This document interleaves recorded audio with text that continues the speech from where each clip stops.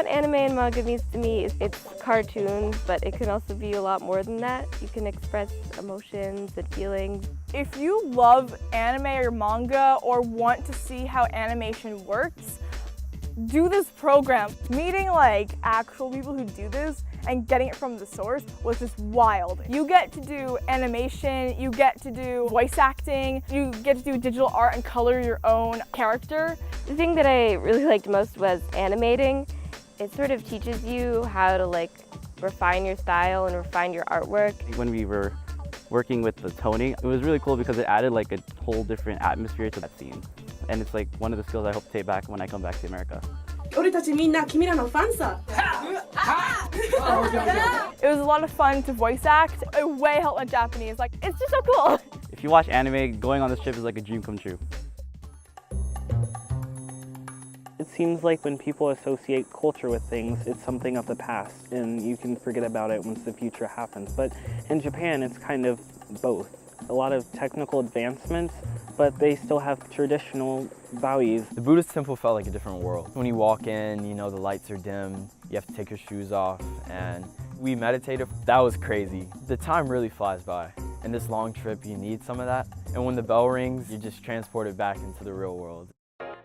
A lot of people, I guess, usually when they think of Japanese food, they only think of sushi, but Japan actually has like so much more food that you can try. Ramen, onigiri, mochi, soba, salmon sushi. Katsu is so good. It's like fresh, it's soft. You can even cut it with your chopsticks. Shoot ramen.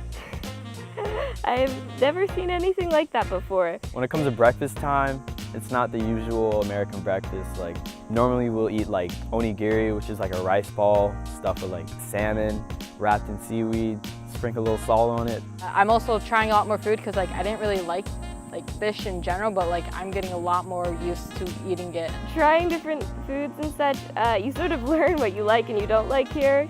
But the food here is so delicious. I think it's worth it to try everything.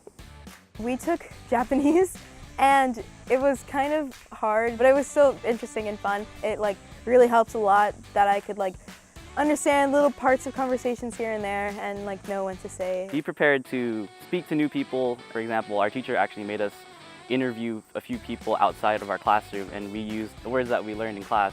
It builds up your confidence and it helps you navigate through Tokyo because if you're afraid to talk to people, you won't be able to ask for directions for anything. Japan is a world of its own. You're gonna have a great time. It's a really great experience.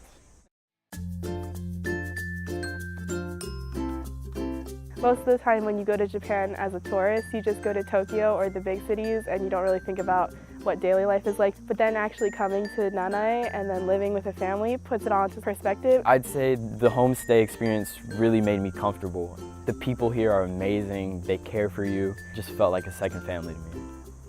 Breakfast, lunch, and dinner, you always have with your family and it's like home cooked.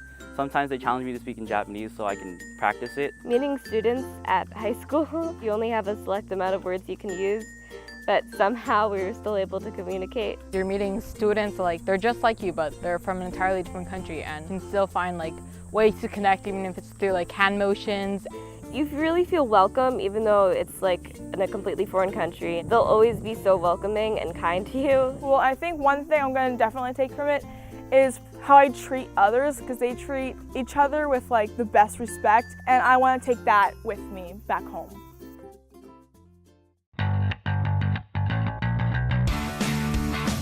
What I've learned from traveling with so many people from so many different places is that you can always find common interests. I just feel like we all fit into like a puzzle, even though we're from New York, Chicago, California, but it's a lot of fun because it's like we get each other. Our whole group watches similar animes and that's how we connect with each other. We're all learning new things about each other and about ourselves. Like, for example, I didn't know I'd be the guy to look at to find stores or like exploring Tokyo.